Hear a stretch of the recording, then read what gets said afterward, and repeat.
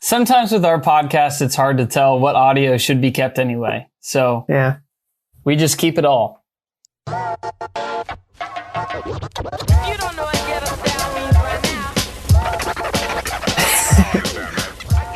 now. Ladies and gentlemen, episode 41 of Three Brothers Talking. We crossed over the milestone of 40, and two of the brothers weren't even on the episode. So we're here on episode 41, and I am David. I'm Andrew. I'm Jeremy. Oh, Sorry, my wife texted me. you know what? I was about to say it's just like old times that we fell like right back into rhythm, but then we actually had a bit of it. And Jeremy's texting right at the beginning of the episode. Well, and that It's important. My wife. in that case, it is like old times. Yeah. Yeah, David used to be afraid that I was going to hit the don't record. I'm still kind of afraid. I'm still not sure that you're recording now. I'm never sure until I see the recording come into my inbox. There was that one time that it did. I always look to make sure the little lines are going. I check it obsessively. What's funny is we all try to synchronize and hit record, and then Jeremy proceeds right after we've all hit recorded, we're ready to go, and he's like, I did it, guys. Mm-hmm. As if like it's not just one button to press. It's like, I did it. I fed the ducks. I nailed it. I nailed that one, guys. I nailed it. When you do awesome things like me all the time, you just announce it. You announce it? I feel like you would announce it less. Well, that means I don't do that many awesome things. Well, guys, here we are. It's August 12th, Yeah. 2020. It's good to be back with you all. Good to be back. We have been. I don't think we've missed any weeks publishing posts, but that's because Andrew and Jeremy took some time off, which we will get to later on. But we're here, and it's August 12th, 2020, and I think this is the new normal podcast. I have succumbed to saying the term new normal. Yeah. You've just been beaten down so much that you have to. That's the right word for it, I think. Yeah. Man, it's been a long time that we have talked to. How many days? Oh, I don't even know. How many? I remember, I think it was Faith was saying, Jeremy's wife Faith was saying how funny it was that when she listened to older episodes of the podcast, we were saying like, yeah, this whole quarantine thing should be done. And here we are. Or One of the top searches on Google is how many days we've been in quarantine. There you go. yeah. Does it give us a good answer? No. It's like in so far we're at 100 days. We're over 100. 6 We're over months. 100. So It's yeah, over. Yeah. we're over 180, right? It's Well, crazy. I don't- Basically. Yeah, basically. Man. How long did Sweden take to get over this thing, man? It's because of all the fish. Hey, The Sweden Swedish is a fish. nation of dead people right now. Oh yeah, we don't count. all They're the live people anymore. literally everyone's dead. or they're all positive. Everyone's dead. They're all positive. in Sweden.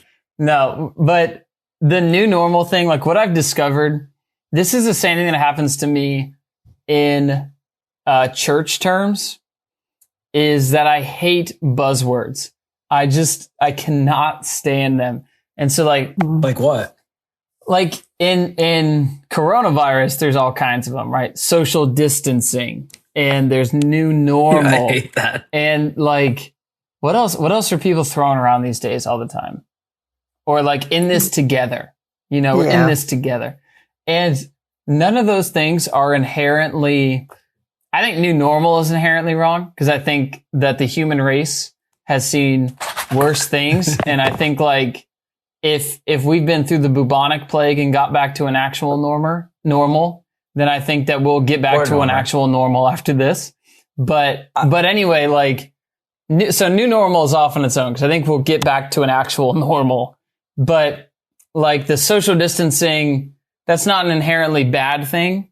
But whenever a term becomes a buzzword, it just like, it grates on me. Oh, here's one in the church. Jeremy, you had something. What were you going to say? Well, what was I going to say? I don't remember. Man, we're killing the game. Yeah. Yeah, sorry. You threw it right up. He had a look on his for face like he softball. was ready to go. It was something Back you to you, said. Dave. That To sparked be it. fair, I kind of cut him. I Back to kind of cut him David. off when he was about to do it. Yeah. But No, so it probably wasn't important. here's a church one: rhythm. We're talking about putting healthy rhythms in our lives. You know, just a rhythm. thought I'm about just it. in a rhythm, Mhm. and In a rut. at least in our church tribe, people talk about rhythms. You know, like your daily devotional life is a rhythm, and Yeah. taking communion every Sunday is a rhythm.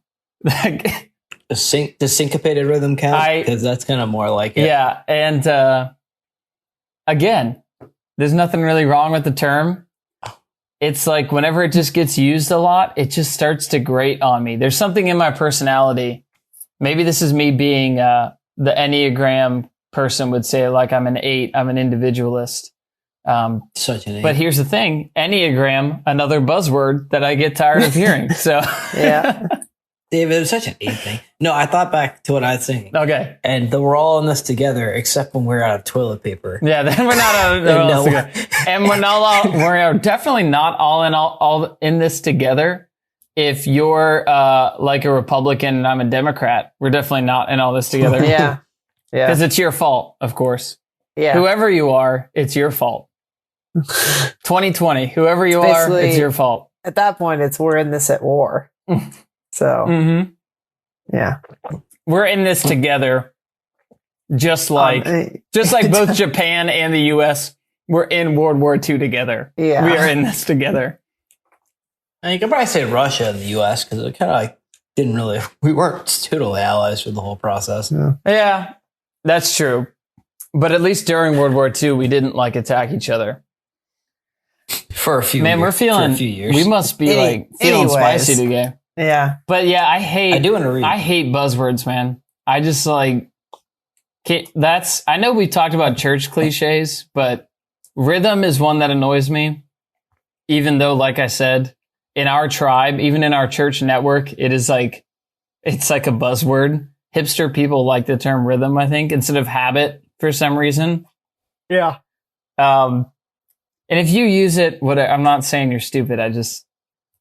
It's a deficiency in me that like, whenever it becomes a common phrase, I just want to go and use a different one. Mm-hmm. So I just can't wait until we can stop using the term social distance or like all those things, because I'm not tired of the virus. I'm tired of that, but I'm also tired of just like the buzzwords that we have as a result of them. Yep. Yeah. You didn't use social distancing before this? I didn't. I was within 6 feet of people all the time. I never knew how clse I got Dude, to people. sometimes- Sometimes nowadays, you're actually like walking around thinking, I was like, I was in strangers' personal space all the time. Yeah. How, like, And you didn't even realize I it. had didn't no even respect realize for it. boundaries. I didn't even realize it. And, yeah. So that's the coronavirus news, is that, here we are, still here. Still doing it. And, maybe we got some Still- people to turn it off because of that. I don't know. Yeah. But What? Turn what off? in good news, The virus? the podcast. Podcast. Gotcha. And, the weird thing about coronavirus is that Only one. there's plenty of weird things about the coronavirus. It doesn't hurt you after 10 o'clock at night. It doesn't hurt you at 10 Or o'clock at only night. at 10 o'clock. Yeah, some of the rules and everything, but we're not going to get into that, Jeremy, because then Yeah. we're the problem. My bad. Uh, We're going to be the solution. Can't And- be too hot button. can't be too hot button. But the weird thing about it is, and I think we said we weren't maybe going to talk about this, but I just feel like talking about it now. Something about this, like there's a certain part of us as humans that likes bad news. Yeah. And the coronavirus is like perfect if you like bad news, Mhm. because you can find Because it's all you see. you can find it all the time. Yep. And it's super weird to me because I would think of myself as a very pessimistic person. in general. But throughout this whole ordeal, suddenly I've become like the optimist that's like, no, we're not all gonna die. I didn't expect to be the optimistic person because I'm normally not. Yeah. But there's a weird sort of like part of us as humans that enjoys bad news, and I don't fully understand it. What do you guys think? I'm with you on that. And like at this point we are, we're 6-7 months into this thing. And like it's our new normal. I continue to be like, I consider myself more of an optimistic person in general.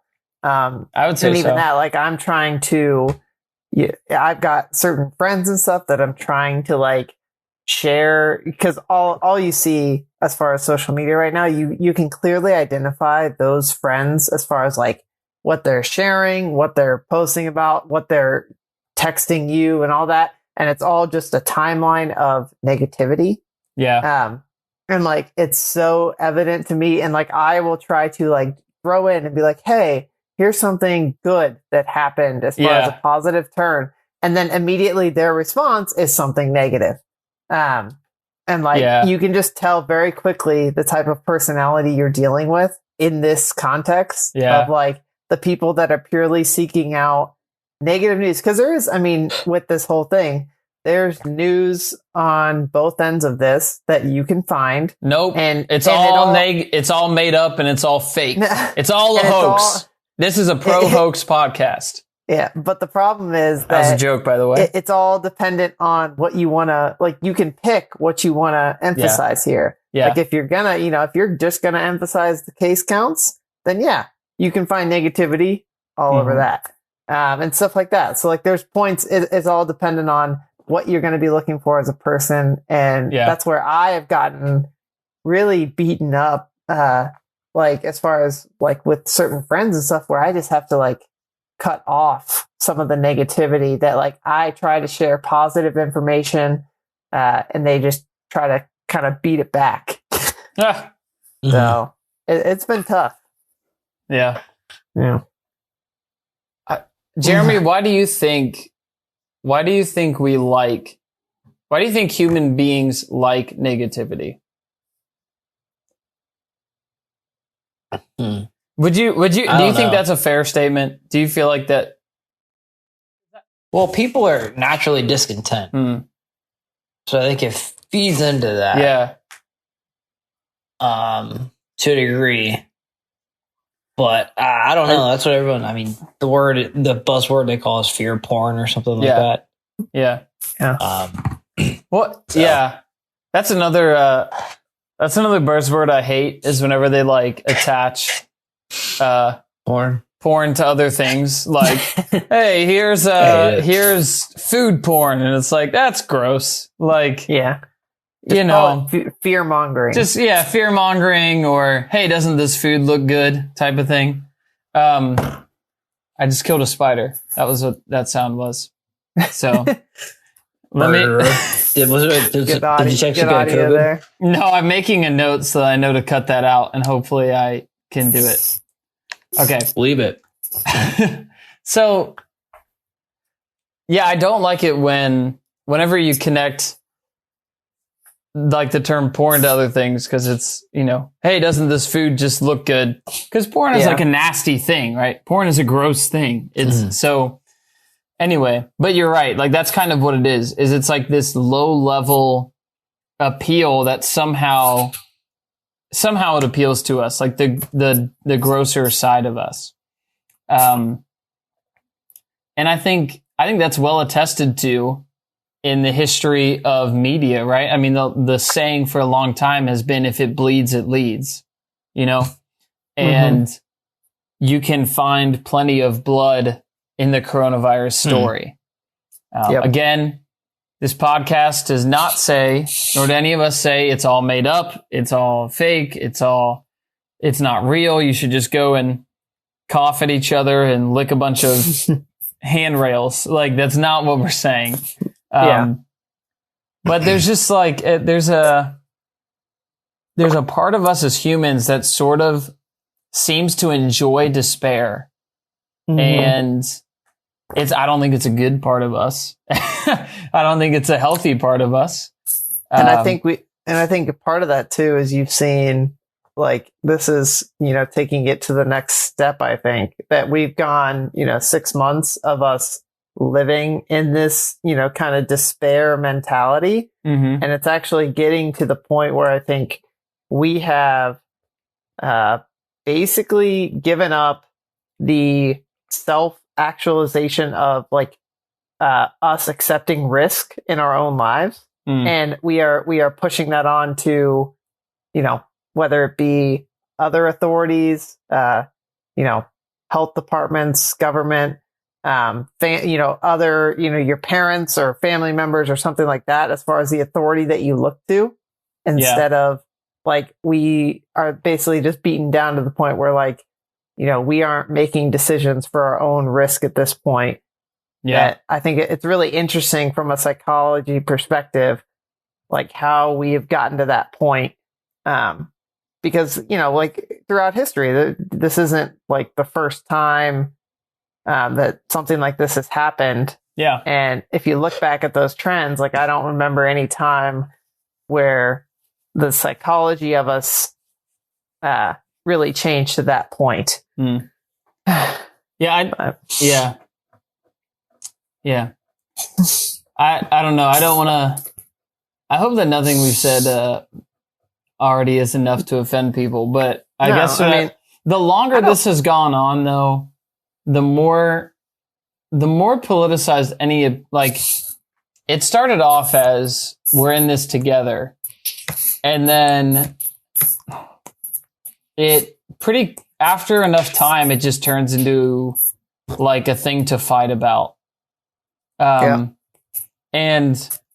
I think that's because not only do our leaders primarily care about winning, but we also tend to fall into, because of our idolatry, we tend to fall into like this politicization of it. Politicization, if I can talk. Yeah. And that's just sad. And I've just seen like people in the church start to get angry with fellow Christians about stuff that we really ought not to get angry with each other about. Yeah. And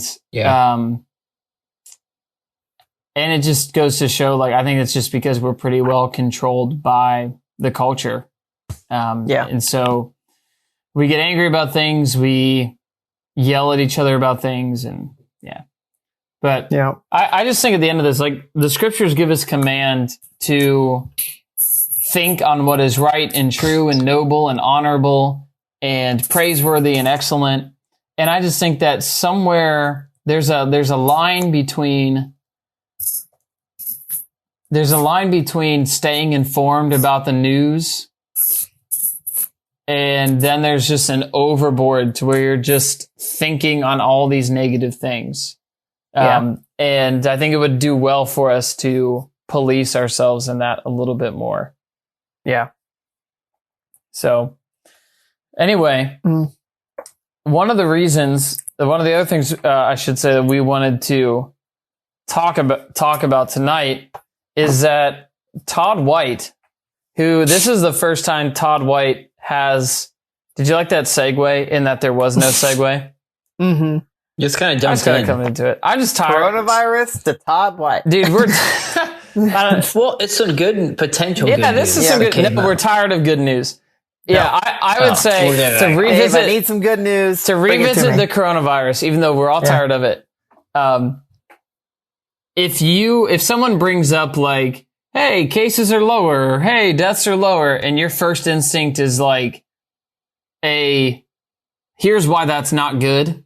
You should just maybe just say like, whoa, like maybe just check yourself and see like, hey, am I getting sucked into like a vortex of negativity? So a vortex of negativity. I was like, that's probably, seeing as how long this has gone, that's probably not the healthiest place to be at. Yes.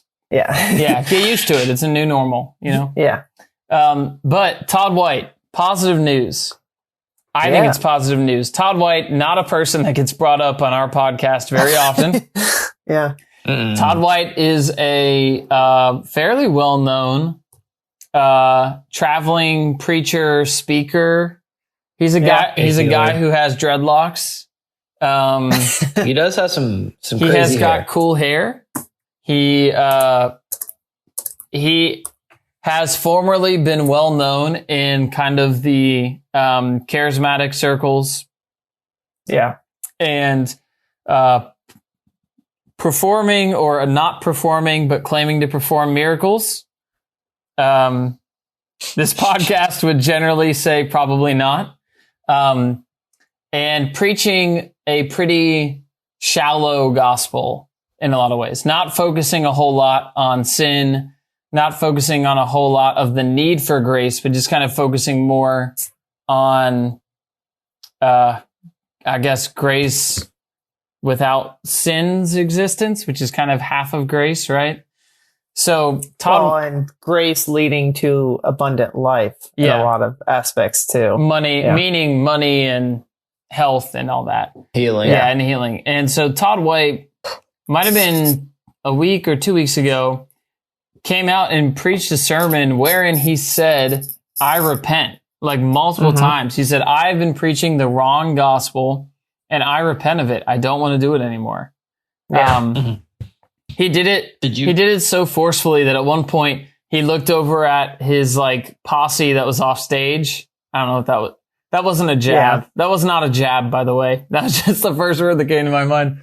And he said, like, are you guys okay? Or something like that. Yeah. You guys gonna be all right? Because I know I'm preaching something crazy up here. Yeah. The truth. The truth, yeah. And he says he's been reading Charles Spurgeon. And that's a name that gets brought up on our podcast more often. Yeah. It was super interesting. Well, and that was the other point with him repenting, which time will tell. I mean, it's still exciting, like no matter what. It's good news. And on this podcast, we are not allergic to good news. No. And I mean, I listened to it and I'm like, he did a great job. And he was, one of the things I thought was super interesting is the backlash, especially for people in, we'll call our tribe, but the community, like, oh, we need to wait and yada yada. And I was like, well, at the same time, we can still be excited. You should define our tribe for people who are not in it. More the Calvinist, Baptist, Calvinist, Reformed. Even some Big Eva people said the same thing. It was kind of all across the board spectrum. Yeah. Because Todd White's kind of one of those characters like Bethel and people. But James White had a tweet. He goes, let's just sit there and think, have you ever stood in front of thousands of people and cried your entire time talking about your sin, you're not doing things right? Yeah. And he goes, for lack of better terms in theology, check this first, which I thought was a completely great point and completely true. Yeah. And that should be, that's where like we don't have like the tail of the tape proceeding from that much at this point. But yeah, like we should be one to just appreciate, and like that is a good sign at least. And like as far as I listened to most of that message, and like he did a passionate and a very good job of re-explaining the gospel in its entirety. For the first time, as far as like addressing sin for real. And addressing, just his own congregation, kind of even calling out his own body for possibly misleading a lot of them in some aspects. So, man, that is hard to do as a leader, right? Yeah. Yeah. So, especially some of those. Did you guys watch the American Gospel documentary? I watched. Yeah, I haven't yet. Almost all. Okay. Of it, yeah. And that's what part of it. Yeah. So. Leading back to, because he was asked to be on it, he declined. But I wonder how much that played into it. But it's super interesting. So I just watched that, I don't know, about a month or two ago because it went on Netflix and watched it. It was really well done. Yeah. I didn't know it was on Netflix. Yeah. Yeah, they picked it up. Cool.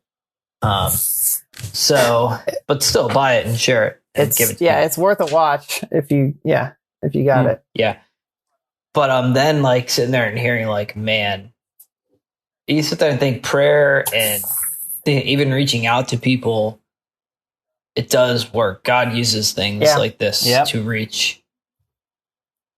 I mean, because his church alone, plus all the electronic people who watch that sermon normally and abnormally, and who are loosely connected with it, heard the gospel.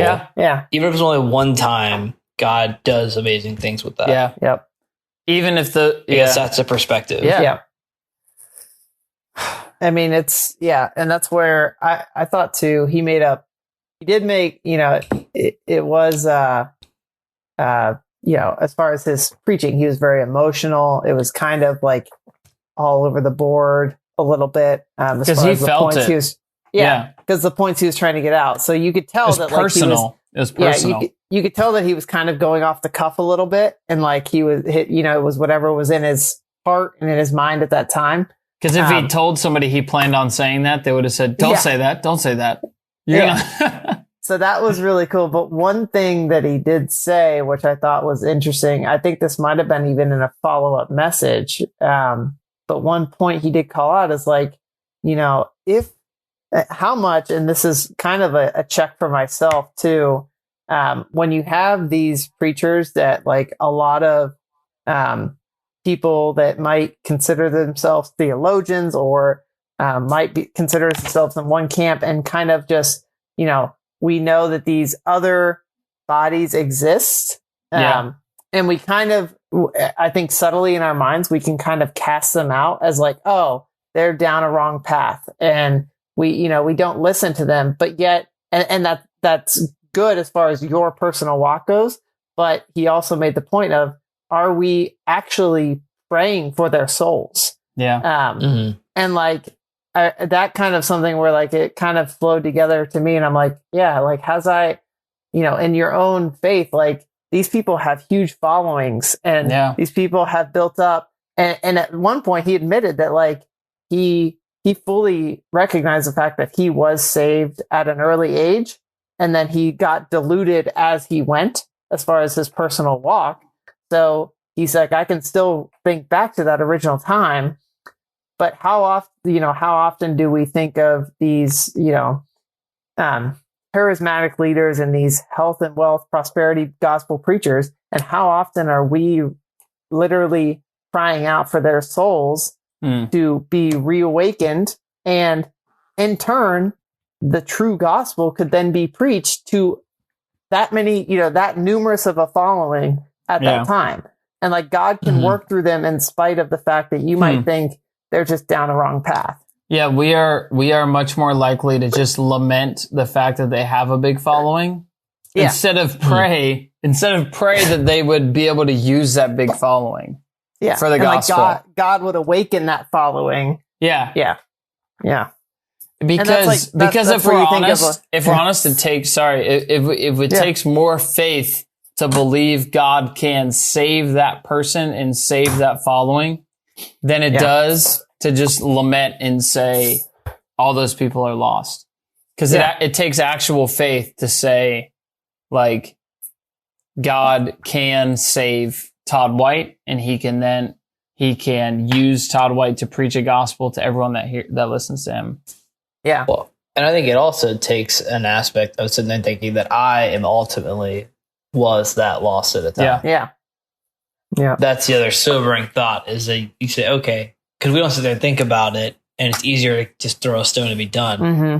But I mean, the Apostle Paul, like, was a huge transformation.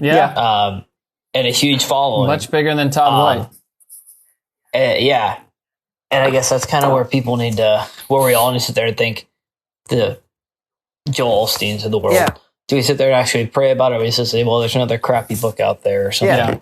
And just move on rather than let that, lament that it is there, but also say, God, you could still do something with this. And like, please, please today be at work in his heart. And like all the time, like whether churches that we think, as far as like churches that we think theologically have just gone down a wrong path or whatever, like, are we praying for that body for God to, basically reveal themselves anew to them? Or are we just saying that, okay, they go to that church and they worship a little different. So, like we don't believe in that sort of thing. And then and that's where I think that's good. And that's where it's like, it definitely was like a gut check to me of just like how many times subtly, like I might not do that transparently, like outwardly, but subtly in my own mind, how often have I done that?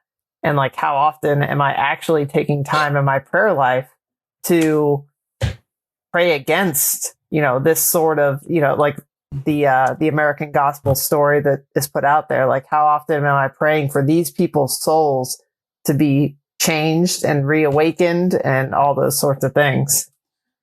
Yeah. That just comes back to whether or not we believe that prayer works, right? Like, I've been convicted over the last few weeks of just that prayer is actual work and prayer does indeed work. When we like, and this whole thing, I think, can be translated a little bit to your politicians and your leaders, like praying for their salvation, praying that Donald Trump would come to know Christ. I just offended somebody who listens and thinks that he's already a believer. But like, sorry. Like, and then I'll offend somebody else by saying that he's also not like the devil incarnate, right? Like he's a human. He's a human who needs to be prayed for, who is put in a position that has incredible potential for goodness if it's done according to God's word. And whether it's the president or your governor or your pastor or your mayor, whatever, right? Like, do we believe that God has enough power to save those people? Do we believe that their souls matter? Do we believe that prayer for them actually accomplishes something? Or just in our lives, like I can get so obsessed with doing things and working. And sometimes when we stop to pray, we just think, this is good, and now I have to do something. And the reality is I just did something. When I prayed for it, I did do something. Yeah. Like, I did do something because I called on the power of God to work. And that, my friends, that's an accomplishment. That is doing something.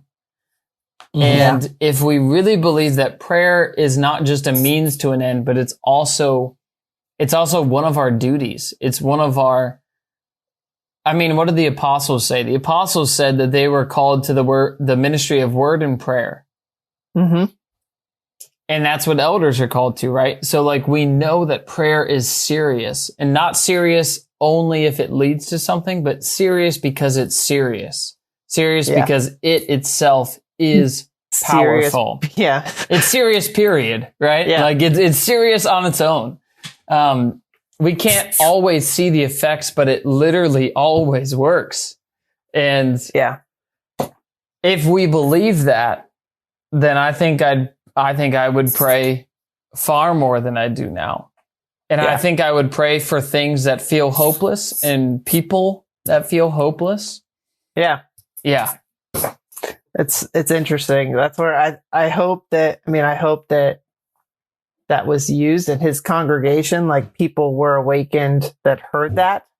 And we hope to see, obviously, as far as him continuing to preach and stuff, if that does continue. And that's where he even thanked, in the middle of a sermon, like he thanked his fellow pastor friends for their prayer over the last years. And he said that, he felt like that had an instrumental, impact in this type of reawakening that he's seen. And we'll see with time, whether this continues, but ultimately, like, that's where all these people that we just, even in your own life, like you might have friends or family members or something like that, where like you prayed for a time and they might just seem too far gone. Or, you've not seen any fruit at this point there to your visible, outward self yet. But yet at what point, you cannot just give up. And like we need to continue to strive on and pray continually in those circumstances.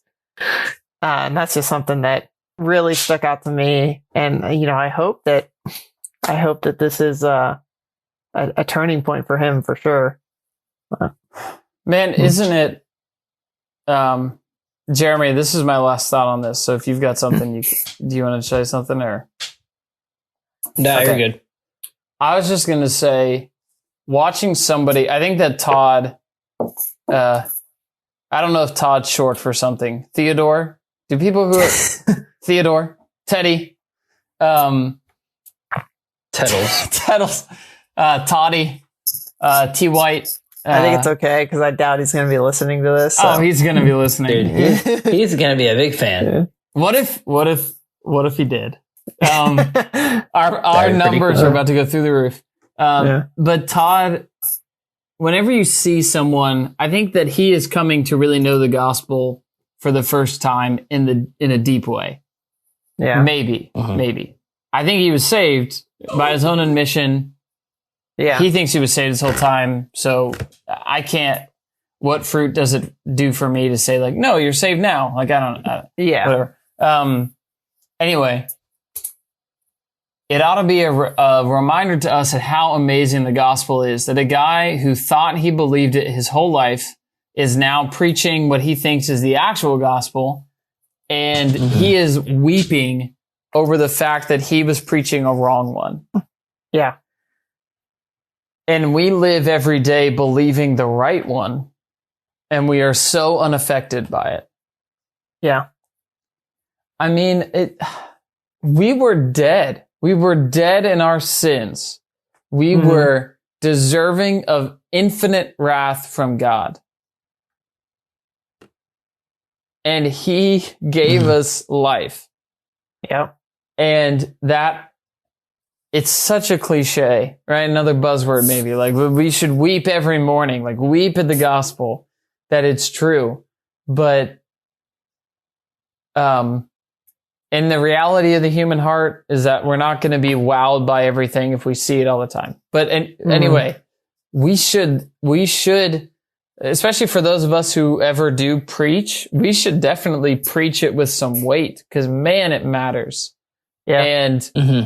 And for those of us who ever speak about it to loved ones and to family and friends, it should be a burden on us. And we should speak it to them with a weight and an excitement and and like a man, like, and don't you see it? Yeah. And continually. Yeah.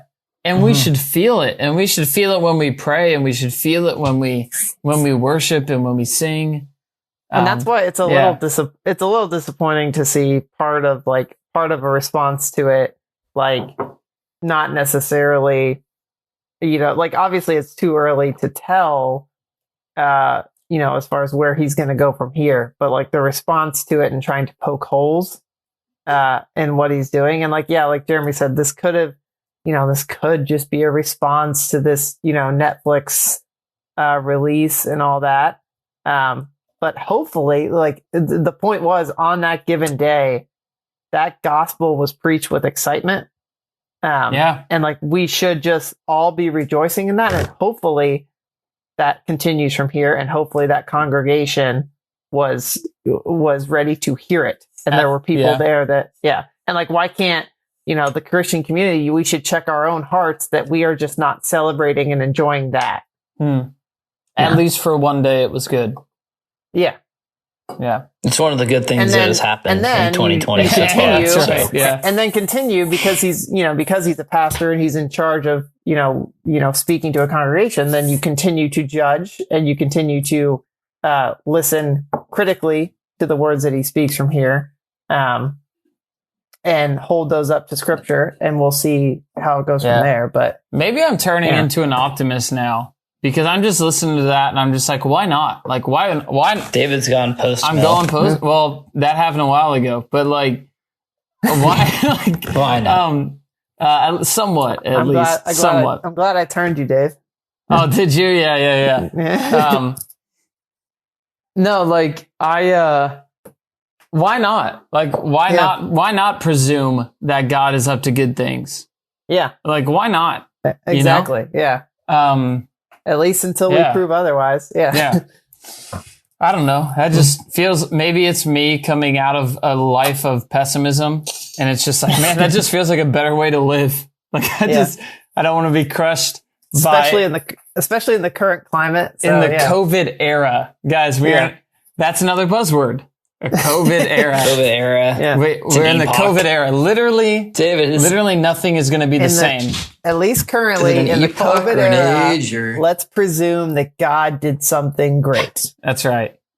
Right? Yeah. Like, isn't that where we're all at? Here's my quick sermon about that, is that when God brings revival, he often, this isn't a sermon directly from a text, but like, so I wouldn't preach it. But if I was in Todd White's church before he came to learn more, then this is the sermon I would preach of, like, for God to plant and revive, he has to till the soil. And I do believe that he is a little bit tilling the soil in the American church at large. And I'm hopeful that the church will grow in its faithfulness after this. Yeah. I'm hopeful for that.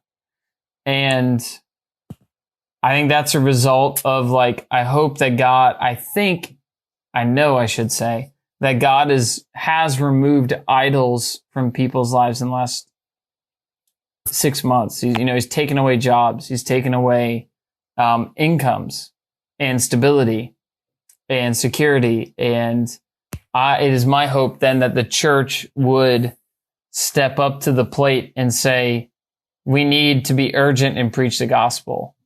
And I think, and I hope, and I'm going to pray and believe that God is going to refine the church, and that the true church is going to come out of the COVID era, preaching the unadulterated gospel of truth. And why not change the world? Why not change the country? And the body can be refined to be, slightly less idolistic. I don't know. Idolatrous. Yeah. Yeah. It took me a while to get there, but boy, we're a smart podcast. They understood what I was trying to get to. Yeah. Hopefully. Slightly less full of idols. Yeah. Just trying to get a little bit of less idle, Stan. Just a little less idle, Stan. Well, there's always going to be more idols for you to flesh out.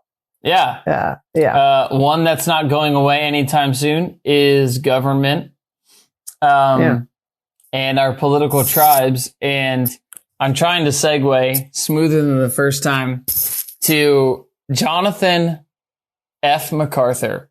I don't know what his middle name is. Frankie. He just gave him an F? It feels like a Fitzgerald. I don't know. Yeah. It's probably like some real all-American name, like Jonathan Stan Macarthur or something like that. I don't know.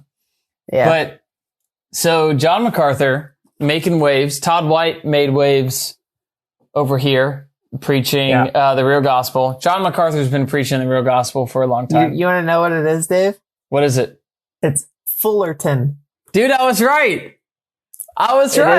It is Fullerton Macarthur Jr. I was right. I said it was an F. Oh, okay. You picked a letter of the alphabet.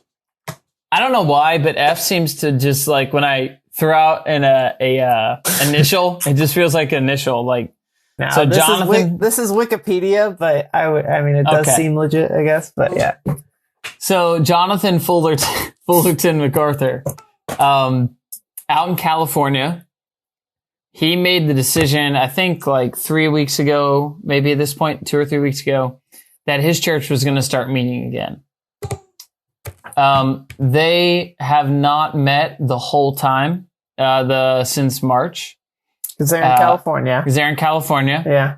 I think they're in LA County of California. So they're in, like, the only worse county to, like, be a church in during all this in terms of, like, being a church where the county will be hostile to you is like if you were in New York City, New York, probably.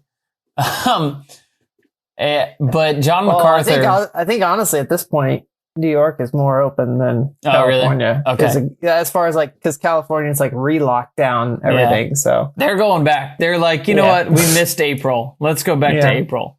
But John MacArthur made the decision. And I shouldn't say John MacArthur. He's part of an elder board. The whole elder team made the decision that it was time for them to start meeting because the government started to re-lock down. Other businesses and things like casinos, whatever in the country have been reopened, but churches have not been. And so they decided to start meeting again. Mm-hmm. And John MacArthur then has made waves. Todd White made waves. John MacArthur made waves, different waves. But what do you guys think about John MacArthur, Jonathan Fullerton MacArthur? What do you think about this like decision he's made, or like what have you seen in the aftermath of it?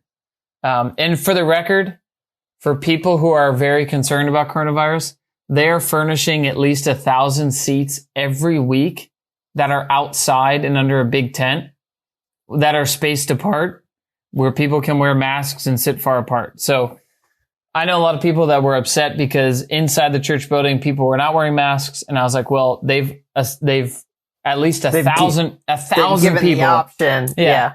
Far more people can fit outside their building wearing masks, socially distanced, than people inside their building. So that's just a way to be charitable to John MacArthur and to make sure they are doing something. They're not just saying, oh, we'll do what we want kind of thing. Mm-hmm. So what do you guys think? He's also put the ball in their court to say they're adults and can make their own decisions. That's also true. Yeah. Yeah. I just looked it up, and they're in Sun Valley, California, which is just north of Burbank, basically. Okay. Yeah. So I've been amazed because a lot of people that I've seen during all this have made a big deal about individual conscience.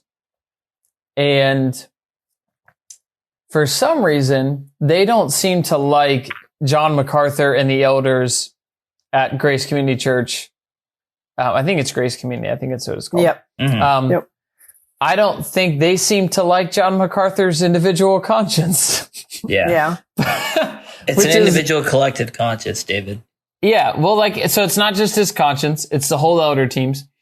But there does seem to be like a group of people that were throughout this whole thing, like, hey, allow for people's consciences. But then whenever they make the decision off of their conscience that they've prayed about, that they've considered, they're all of a sudden like, oh, not that one. Like, I don't know. I don't, if we're going to say that this is a conscience thing, then we need to let it be a conscience thing. Mm-hmm. Yeah. Yeah. I think pastors are just screwed during all this, right? Yeah.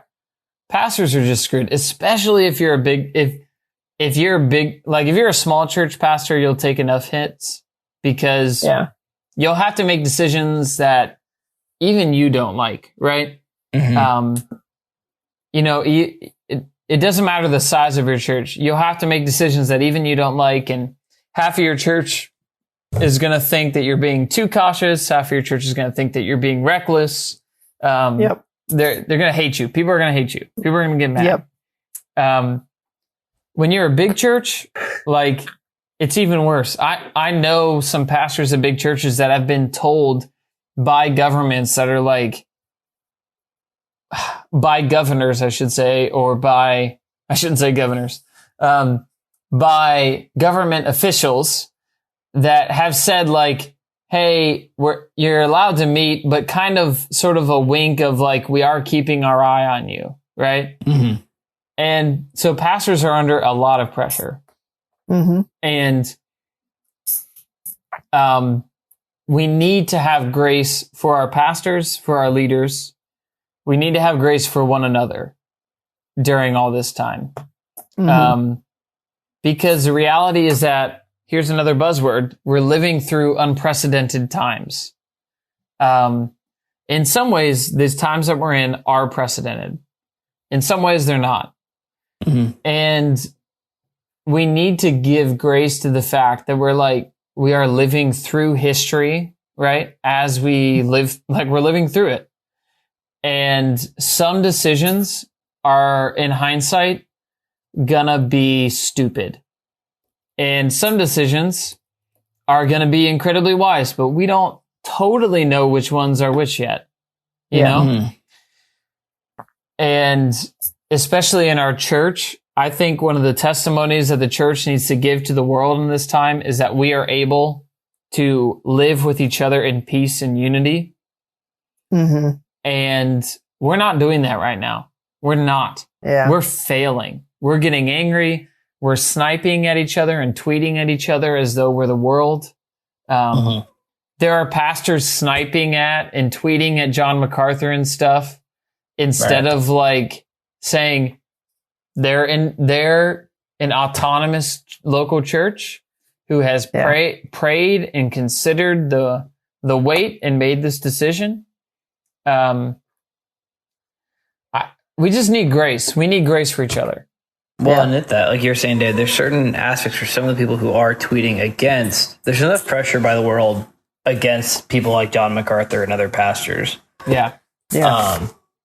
And then you have the inside fodder, especially people who appeared to be in the same circles against it. And then you sit there and say, okay, we're going to be able to sit there and have disagreements about eschatology or whatever, but we can't have a different opinion on Romans 13 or 14 or any other part of this. And I guess that's where, if we're going to give charity other aspects, give charity that these people are trying to lead their community and we would all agree the church is essential. Yeah. And whether government agrees with it or not, and throughout history, most governments have disagreed with that.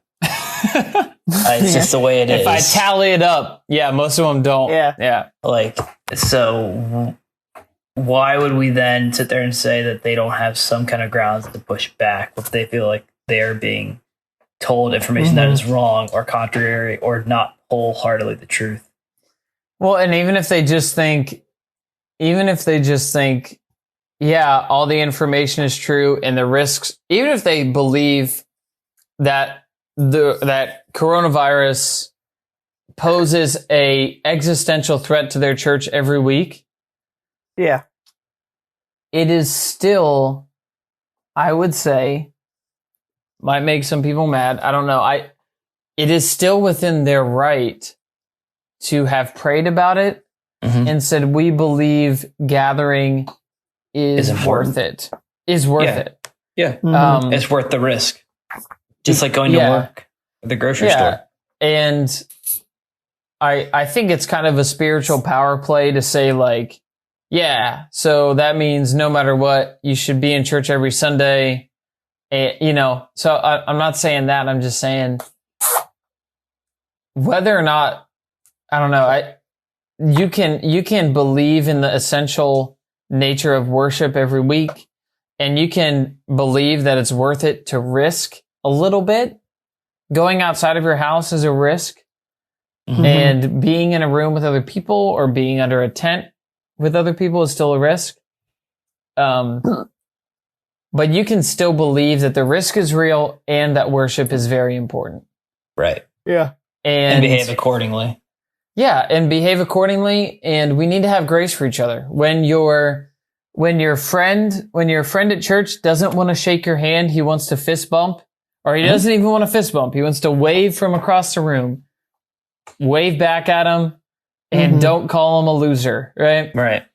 And if your friend wants to hug you, but you're not down with that, don't go and tweet, at Jeremy is the reason the pandemic is still going on. Or if you see other people hugging and you're not okay with it. Yeah, or if you see other people hugging and you don't just start gossiping and saying, "Oh, did you see Jeremy and whoever doing the customary bro hug or anything like that?" And again, we need to have grace for each other. why not be praying for your brothers in Christ, seemingly at this church, and as they go forward, pray that like these services they're having, pray that they be fruitful, pray that they are safe, pray that they, we don't want any brothers in Christ or anybody in general, but to be getting sick or anything like that. But again, like, where is our heart condition at towards? And that's where obviously this whole context is how much in this time it's very easy for us to just be sucked into looking very similar to the world. And at every point of that, we should push back. Oh man, that's a good point. So Herman Cain died I think it was last week as of this recording. And he died from coronavirus, although it was sort of like, I think he wasn't a healthy guy anyway at this point. And so there's a lot of reasons to that, right? He was an older guy. He had stage 4 colon cancer previously. So he was a prime candidate. This is very crass, but he was the prime target, right? Yeah. And this is connecting to what Andrew just said. I saw people that were kind of like, oh, well, he was an anti-masker, so that shows him. And that attitude is it's so bad, right? It's so bad. Like, I can't think of a more, if the worldly, I can't think of a more satanic attitude than that. Yeah. Mm-hmm. And I don't know personally. I didn't see anyone in the church say that. If I saw someone in the church say that, I would have confronted them immediately and just said, no way. Like, we do not think that way. No. But that goes back to what Andrew was just saying, where like our disposition to somebody, especially within the church, even if they're kind of disagreeing with us, should be to pray for them still. And we should be to pray for their good. And we shouldn't rejoice with bad news. We shouldn't rejoice with bad things happening to them. Because what does that say? If I'm rejoicing in, like, the attitude that would rejoice at say a week from now, everyone in John MacArthur's church tests positive for coronavirus. If you are given to rejoicing over that, then that means that your idol is probably your political party, or at the very least, it's just like this idol of wanting to be right. Yeah. And wanting to be like wanting I your told opinion you to be yeah, justified. I told you so. I told you so. Which is pride. Which is pride. Yeah. And that is just not a good attitude. That's not Christ's attitude. I think a Christian's attitude would be like, man, I hope I'm wrong. Like, if you're really worried about John MacArthur's church and their physical health, a Christian's attitude would say, I really hope I'm wrong. Like, I really hope they get to keep meeting. I really hope that they're all healthy. I really hope no one dies. I really hope the gospel goes forth, and I really hope that they are safe. And well, we should pray the same things for the pastors who aren't in their churches right now too. Nope, only the ones that do. Just in general, I know we're all on one side of this, but in general, we need to be praying for the other leaders as well. Yeah, no, it's they're true. all trying to do their best. That's why David said, like, I mean, every pastor is in a very bad spot. A very sticky situation at this point. A sticky wicket. And every one of them is having to deal with different state, as far as like the pressures being put on them. They're all at different points. Mm-hmm. So and I think that we just need grace for each other. I don't know if this podcast turned out to like be largely a coronavirus podcast, I guess, but it's really not. Like, it's talking about, because that's the same attitude we should take into our political conversations, especially as we go into this next election cycle. Mm-hmm. And it's just the way that we should live our lives. Like, we should rejoice with the truth. We should rejoice with the good. We should not wish evil on others. We should not wish or rejoice at the calamity of another person. Even if they're on the other end of the spectrum than us. And I don't know, I think this podcast probably has stumbled around and been a little clumsy at times, probably primarily because of me. But I think we did all right in the in the end. I think it was pretty good. I think we talked about a lot. So yeah. I don't know. I guess what would you guys say what would you say like the unifying principle is of all this? What do you guys think? If you had to give something. I would say show grace and love to our brothers. And yeah, that's it. Yeah. I was going to throw out like the classy cliche that we want to pick apart, but like check your heart. Check your heart, like, bro. But seriously, like, you know, how you're reacting to negative news daily, how you're reacting to different churches making different decisions, how you're reacting to Todd White potentially, you know, coming around and reawakening. Like, those are all things where we need to re-examine our hearts and we need to rejoice for the good. And we need to be actively praying, regardless for all those things. Mm-hmm. So, yeah. Couldn't agree more. I think be gracious, be prayerful, be content, be joyful. Like look for the good. There is good. Coronavirus, it has absolutely not gotten rid of all the good in the world. Nope. Absolutely 1,000%. It's not all gone because of coronavirus. And I feel for you. As this has gone on longer, it's probably easier to feel like it actually has gotten rid of all the good in the world, but it hasn't. So fight, pray, feast, enjoy, laugh, fight, laugh, feast. I thought you were going to say that. Feast, laugh, fight. Feast, laugh, fight. I thought you were going to go into live, laugh, love or something. Live, laugh, love. No. No, that's his next tattoo.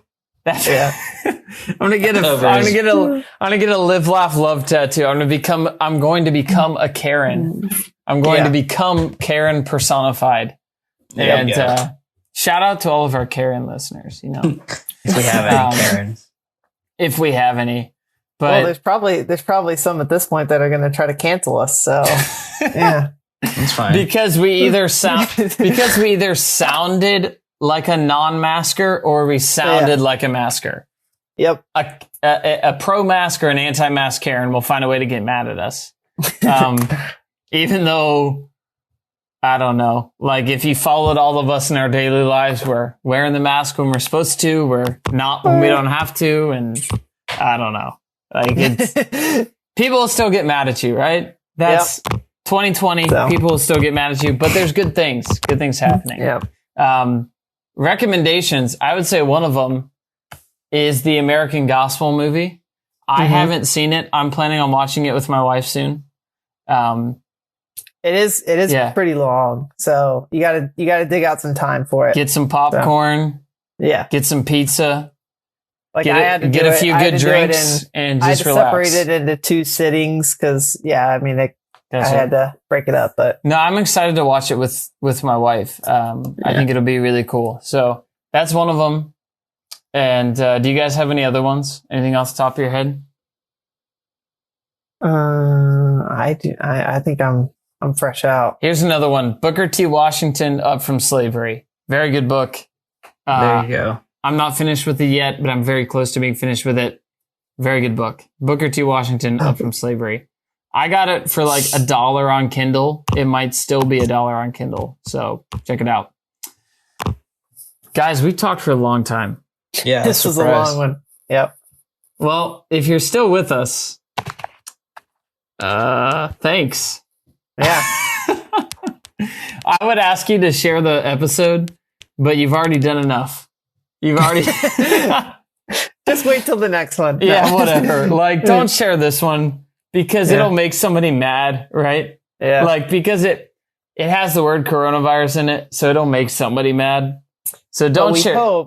we hope that you'll come back for the next one and share that one. And that's what's amazing. What's amazing about all this is that our whole hope with this is that our whole point is that coronavirus does not have to make you a miserable, angry person.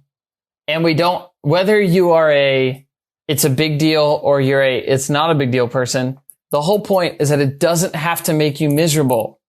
And it doesn't have to make you a negative person, but somehow probably somebody will still think that we're something, whatever.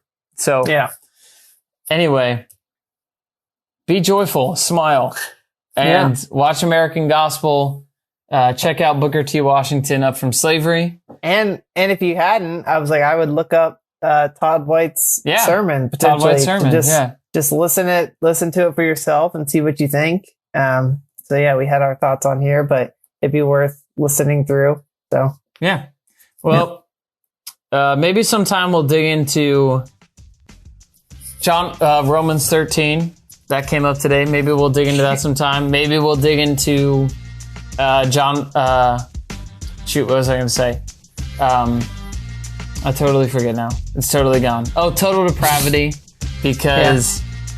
One thing that I didn't mention is that the whole loving negative news just feels like a total depravity argument, like 30 times over.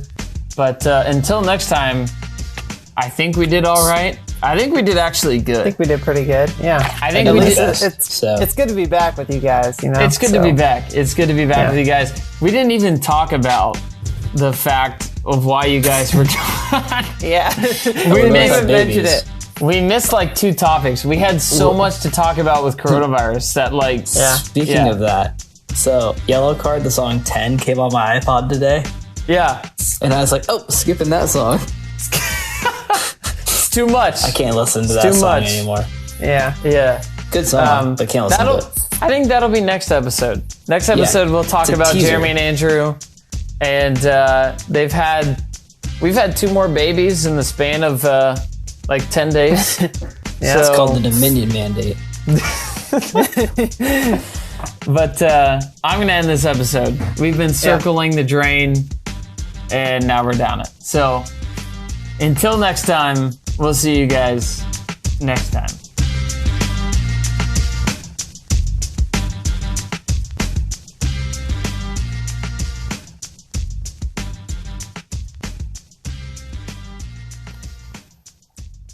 I hit it.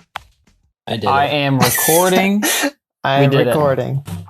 I love how Jerry announced it. Like, I hit the button. I did it. A little bit of Dead Space. Like the video game? Then David can intro us. Yeah. Hold on, I'm getting like my windows set up on my screen. So yeah, I got to get some stuff up. I'm going 3 wide here. Going 3 wide. 3 wide screen.